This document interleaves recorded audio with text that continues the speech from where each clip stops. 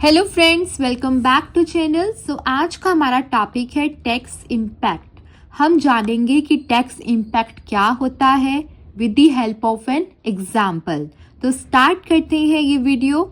Tax impact refers to the immediate economic effects और changes that occur when a tax is imposed. मैंने आपको previous video में बताया था टैक्स क्या होता है। Compulsory collection of payments by the government for public welfare.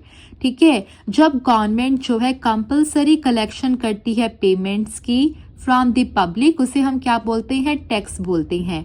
अब जब गवर्नमेंट टैक्स इम्पोज करेगी तो उसके जो है कुछ ना कुछ इफेक्ट्स देखने को मिलेंगे, और वो इफेक्ट इमीडिएट भी होते हैं और अल्टीमेट भी होते हैं। एक तो बर्डन होता है जो इमीडिएट होता है, और एक बर्डन होता है जो अल्टीमेट होता है कि फाइनल बर्डन किसके ऊपर रहेगा उस टैक्स का। तो यहाँ पर हम दो वर्ड्स का यूज कर रहे हैं, एक इमीडिएट और एक अल्टीमेट, मतलब कि फाइनल।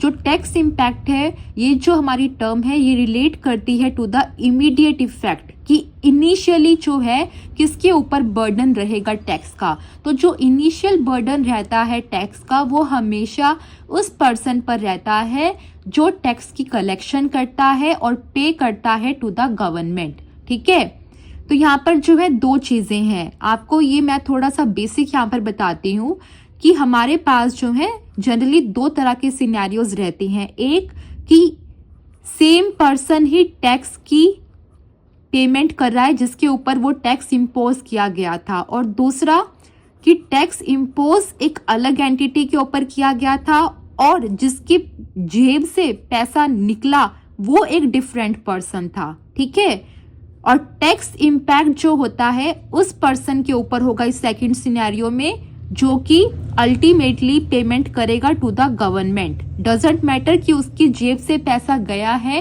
कि नहीं गया है। ठीक है, तो आई होप आपको ये समझ में आया अब तक जो भी मैंने आपको बताया।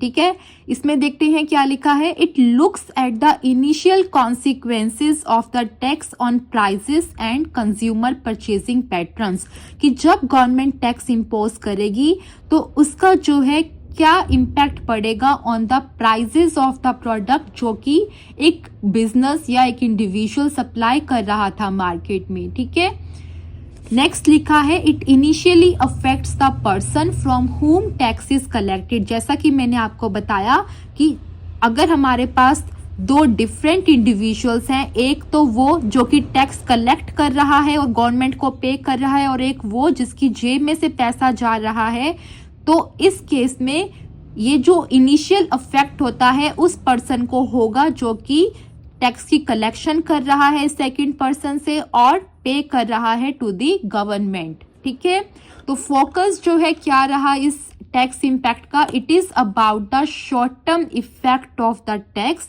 कि यहाँ पर जो है हम शॉर्ट टर्म इफेक्ट की बात कर रहे हैं कि इमीडिएट इफेक्ट जो है किसके ऊपर पड़ेगा ऑफ द टैक्स इम्पोजिशन। ठीक है, और ये जो होता है generally in terms of changes in prices या फिर कंजम्पशन पैटर्न देखने को मिलता है। ठीक है, एग्जाम्पल जब हम देखेंगे तो आपको और क्लैरिटी मिलेगी। जैसा कि हमने अभी तक जाना कि जो हमारा इम्पैक्ट है वो किसके ऊपर रहेगा, टैक्स इम्पैक्ट जो है फॉल करेगा ऑन द प्रोड्यूसर और the seller of the goods and services who is responsible to remit the taxes to the government.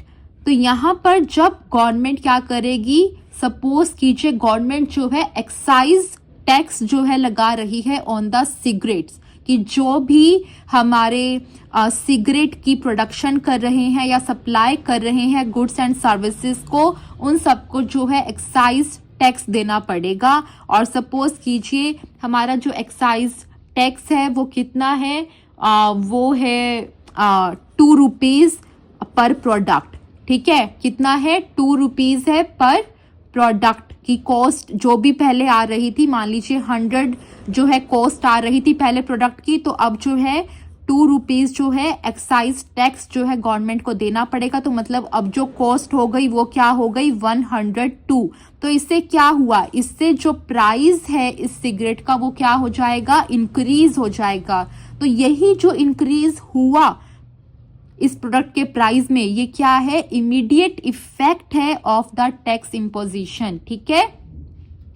और यहाँ पर हम ये कह सकते हैं फाइनली कि सप्लायर के लिए, मतलब कि जो इस सिगरेट का सप्लाई कर रहा था मार्केट में, उसके लिए इमीडिएट इम्पैक्ट क्या हुआ कि जो प्राइस था सिगरेट का वो बढ़ गया और उसके प्रॉफिट में डिक्रीज हो गया। प्रॉफिट कैसे डिक्रीज हुए, सपोज कीजिए मैं एग्जांपल लेती हूँ, ये जो 100 रुपीज का प्रोडक्ट है, ये पहले जो है टोटल 5 कस्टमर्स को जो है मंथली ये सप्लायर सप्लाई कर रहा था और इसका रिवेन्यू हो रहा था 500 रुपीज। मैं बहुत ही एक स्मॉल एग्जांपल ले रही हूँ आपको सिर्फ समझाने के लिए, ठीक है।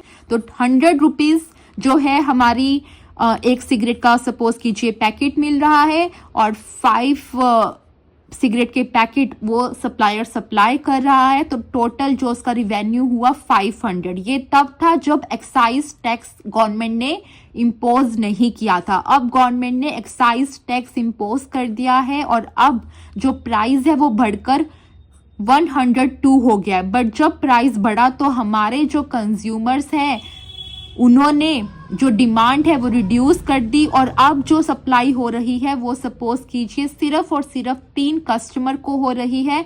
तो अब रिवेन्यू कितना हुआ, अब रिवेन्यू हुआ 306। आपको दिख रहा है यहाँ पर रिडक्शन हो चुकी है रिवेन्यू में, और जब रिवेन्यू रिड्यूस हुआ तो प्रॉफिट भी रिड्यूस हो जाएंगे, ठीक है।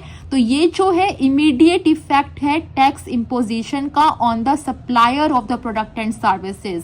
तो आई होप्स आपको समझ में आया टैक्स इम्पैक्ट क्या है। टैक्स इम्पैक्ट मतलब कि इमीडिएट इफेक्ट क्या पड़ रहा है टैक्स के इम्पोज होने के बाद ऑन द सप्लायर और the producer of goods and services.